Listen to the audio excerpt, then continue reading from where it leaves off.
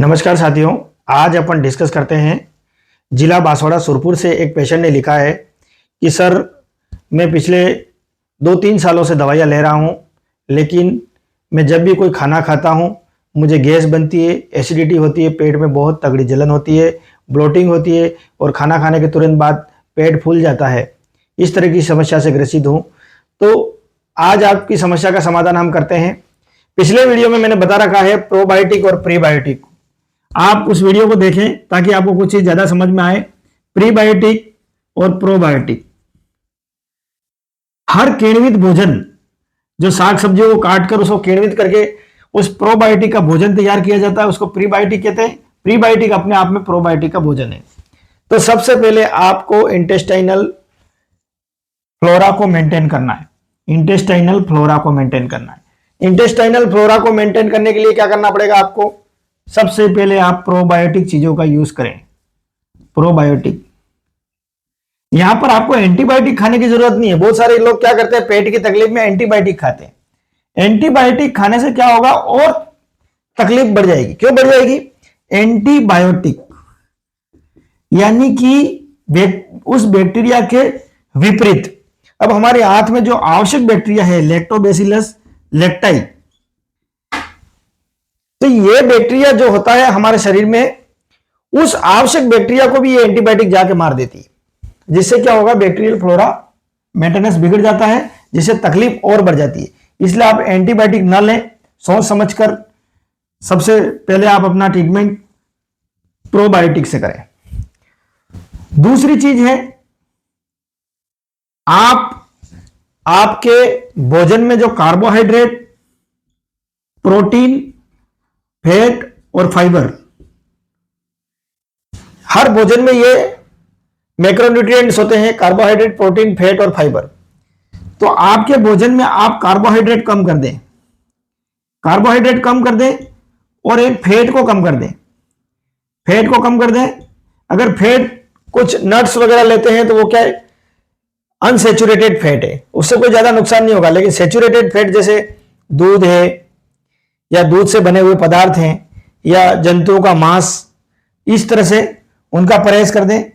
और कार्बोहाइड्रेट जैसे आटे, मैदे और शक्कर से बनी हुई चीजों का परहेज कर दें। आपके भोजन में फाइबर और प्रोटीन की मात्रा बढ़ाइए। आप प्रोटीन में आप उच्च क्वालिटी का ट्रिप्टोफैन युक्त डाइट ले सकते हैं आप, जिसमें नट्स वगैरह आ गए सारे, काजू, बादाम, पिस्ता। इसमें ट्रिप्टोफैन का क्वांटिटी हाई होता है, जिससे ट्रिप्टोफैन क्या करता है, अपने आप में एक सेरोटोनिन हार्मोन को बढ़ाता है। और सेरोटोनिन हार्मोन क्या करता है, हमारे इंटेस्टाइन में पाचन को सुधारता है। एक सेरोटोनिन अपने आप में एक हैप्पी हार्मोन है। तो ट्रिप्टोफैन युक्त जितने भी आहार हैं जैसे नट्स, काजू, बादाम, पिस्ता, वो सेरोटोनिन लेवल को बढ़ाते हैं। आपके भोजन में फाइबर की मात्रा बढ़ाइए। आपके भोजन में फाइबर की मात्रा कैसे बढ़ाएंगे? आप सलाद लीजिए, आप खीरा, ककड़ी, पपीता आदि की फल काट कर खाइए। जैसे आप फलों में भी बहुत सारे फल हैं जिसमें फाइबर की मात्रा, जैसे अमरूद है, अब पपीता है, और पका हुआ केला में भी फाइबर की मात्रा ज्यादा होती है। इस तरह का डाइट लीजिए। तीसरी बात है, तीसरी चीज आप करें कि आपके आमाशय के 4 भाग आपको दिमाग में होने चाहिए। यानी कि जब भी आप खाना खाने बैठे हैं तो किसी टीवी के सामने या किसी मोबाइल को देखते हुए खाना नहीं खाएं, क्योंकि जो हमारा हाइपोथैलेमस है, हाइपोथैलेमस को सिग्नल है, वो अगर आप मोबाइल या टीवी देखते हुए खा रहे हैं तो हाइपोथैलेमस को पहुंचने वाला सेटिस्फैक्टरी सिग्नल है, वो कहीं ना कहीं डिस्टर्ब हो जाता है, जिससे ओवर डाइटिंग के शिकार हो जाते हैं आप। ओवर डाइटिंग यानी कि आपको पता ही नहीं रहता, आप ज्यादा खा लेते हैं। तो आप आपके आमाशय के 4 भाग कीजिए। एक भाग को खाली छोड़िए, एक भाग पानी के लिए छोड़िए और 2 भाग में भोजन भरिए। भोजन में भी अनकुक्ड भोजन की मात्रा बढ़ाइए। जैसे आप भोजन भी ले रहे हैं तो उसके साथ सलाद आदि का यूज कीजिए। चौथी बात है पानी। पानी को आपको भोजन के आधे घंटे पहले आप पानी पी सकते हैं। भोजन के तुरंत पहले पानी नहीं पीना है आपको, क्योंकि भोजन के तुरंत पहले पानी पीने से क्या होगा, जो आमाशय में जो आपका हाइड्रोक्लोरिक एसिड होता है वो कमजोर हो जाता है, जिससे कि आपका डाइजेशन कमजोर हो जाएगा। खाना खाने के तुरंत बाद भी पानी नहीं लेना है। खाना खाने के तुरंत बाद 1 घूंट पानी पिए और फिर उसके खाना खाने के 45 मिनट बाद आप अच्छी तरह से पानी पी सकते हैं। खाना खाते समय बीच बीच में आप घूंट करके 1-2 घूंट पानी पी सकते हैं। उसके बाद है आपका जो खाने का टाइम है, टाइम को आप फिक्स कीजिए, क्योंकि आप सुबह 9 बजे खाते हैं तो 9 बजे ही खाइए, कभी 10 बजे, कभी 11 बजे, कभी 12 बजे, ऐसे मत खाइए। क्योंकि आप जैसे रोज 9 बजे खाना खाते हैं तो हमारे बॉडी का जो बायोलॉजिकल क्लॉक सिस्टम होता है उसके अनुसार जैसे 9 बजे हमारी बॉडी आदेश दे देती है शरीर को कि 9 बजे भोजन आने वाला है, ये आमाशय को सिग्नल मिल जाता है ब्रेन से, तो सिक्रेशन स्टार्ट हो जाते हैं। अगर आपने 9 बजे खाना नहीं खाया और 11 बजे खाना खाया है तो ये आमाशय एसिड से भर जाएगा, और जब भी आप 11 बजे खाना खाएंगे तो ये पूरा भोजन उस एसिड में डूब जाएगा, जिससे आपको खट्टी खट्टी डकारें आएंगी और आमाशय पेट भरा हुआ रहेगा। तो खाने का शेड्यूल होना चाहिए।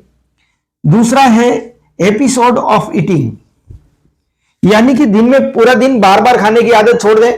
दिन में या तो सुबह का नाश्ता, सुबह का भोजन और शाम का भोजन, इस तरह से करिए, या सुबह का नाश्ता, सुबह का भोजन, दोपहर का नाश्ता और शाम का भोजन।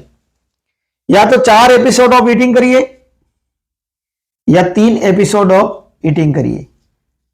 एपिसोड ऑफ ईटिंग जितना कम करेंगे इतनी ओवर डाइटिंग कम होगी, अपनी आमाशय खाली रहेगा, पर्याप्त जो हमने खाया है उसको पचाने का समय मिलेगा, पर्याप्त जो हमारे बॉडी के ऑर्गन लीवर आदि हैं उनको भी आराम मिलेगा। इसलिए एपिसोड ऑफ ईटिंग भी आप कम करें। 7वां है आप 24 घंटों को 2 भागों में बांट दें। 12 आवर्स का ईटिंग विंडो कर दें और 12 आवर्स का फास्टिंग विंडो कर दें आप, ताकि आप क्या होगा, उस 12 घंटे के अंदर आपको खाना नहीं है बिल्कुल भी, और 12 घंटे के अंदर खाना है। 12 घंटे के अंदर नहीं खाना है मतलब अगर आपने शाम को 7 बजे खाना खाना बंद किया तो सुबह 7 बजे तक आपको बिल्कुल भी कुछ नहीं खाना है। इसी के बीच अगर इंटरमीडिएट फास्टिंग किया जाए तो और भी बढ़िया है। इंटरमीडिएट फास्टिंग में क्या होगा, इंटरमीडिएट फास्टिंग में क्या होगा कि फास्टिंग विंडो है वो 16 घंटे का हो जाता है और ईटिंग विंडो 8 घंटे का हो जाता है, और ये और अच्छा रहेगा आपको। जितना फास्टिंग विंडो ज्यादा होगा इतना इंटेस्टाइन का हीलिंग अच्छी तरह से होगा। हीलिंग अच्छी तरह से होगा तो इंटेस्टाइन अंदर से अच्छी तरह से रिपेयरिंग हो जाएगी और सेक्रेशन भी अच्छी तरह से होंगे, जिससे आपका डाइजेशन प्रॉपर रहेगा। फिर क्या है, एक आप शराब का बिल्कुल परहेज कर दीजिए। शराब को बिल्कुल नहीं लेना है, क्योंकि हमारे बॉडी का मुख्य अंग होता है लीवर। शराब सबसे पहले लीवर को जाकर डैमेज करता है। जो आजकल बाजार में इंग्लिश शराब मिलते हैं उससे क्या होगा, इंटेस्टाइन का जो इंटरनल वाल है वो डैमेज हो जाता है, जिससे अल्सर भी हो सकते हैं आपको। इसलिए शराब का आपको परहेज करना है। अगला है स्मोकिंग। बीड़ी, सिगरेट, तंबाकू से बिल्कुल परहेज कर दीजिए। तंबाकू में भी निकोटीन होता है, निकोटीन के कारण हमारी बॉडी में डाइजेशन प्रभावित होता है। इसलिए दोस्तों मैंने कुछ आपको इस पेशेंट की रिक्वायरमेंट के हिसाब से वीडियो समझाया है, लेकिन भारत में बहुत सारे लोग ऐसे हैं जो पेट की समस्या से तकलीफ से ग्रसित है, तो यह वीडियो उन लोगों के लिए इंपॉर्टेंट होगा जो गैस, कब्ज, एसिडिटी यानी कि GERD, gastric oesophageal reflux disease बोलते हैं जिसको, या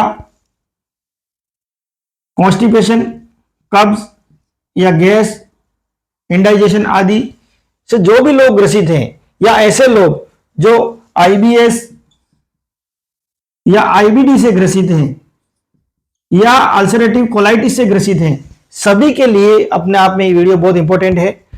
वो सभी लोग अपनी जिन जिन लोगों को इस तरह की समस्या है उनसे, उन व्यक्तियों को इस वीडियो से समाधान हो सकता है। दोस्तों मैंने पेशेंट की रिक्वायरमेंट के हिसाब से इस वीडियो में समझाने की कोशिश करी, उसका खान पान और रहन सहन। अब अपन इसमें खान पान के बाद इसमें नींद को पर्याप्त लेना। आपको 7 से 8 घंटे की नींद जरूर लेनी है। अगर आप पर्याप्त नींद नहीं लेंगे तो स्ट्रेस हार्मोन बढ़ेंगे। स्ट्रेस हार्मोन बढ़ने से क्या होगा, हैप्पी हार्मोन कम हो जाएंगे बॉडी में।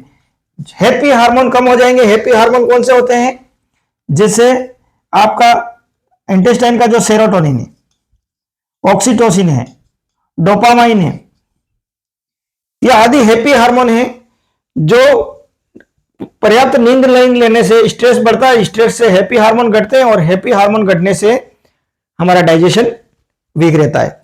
इसलिए रात्रि जागरण भी नहीं करें, दिन में अधिक समय तक नहीं सोएं, सूर्योदय से पहले उठ जाएं। इस तरह से दोस्तों आप आपका कुल मिला के यह बीमारी एनसीडीज के अंतर्गत आती है और इसमें सबसे बड़ी चीज होती है हमारा खान पान और हमारा रहन सहन, जिससे हम इस बीमारी से मुक्ति प्राप्त कर सकते हैं। क्योंकि आजकल दवाइयाँ खाकर किसी बीमारी को कंट्रोल करना यह अपने आप में अच्छी चीज़ नहीं है, क्योंकि दवाइयाँ उस कारण को रिमूव करती हैं लेकिन उस कारण को बनाने वाले कार्य को कभी भी रिमूव नहीं करती हैं। इसलिए जो चीज़ आपको तकलीफ हुई है उसकी उत्पत्ति को समझिए और फिर उत्पत्ति के अनुसार आप उसको रिमूव करेंगे तो अच्छी तरह से आप आपकी सेहत को रख पाएंगे। जय हिंद, जय भारत।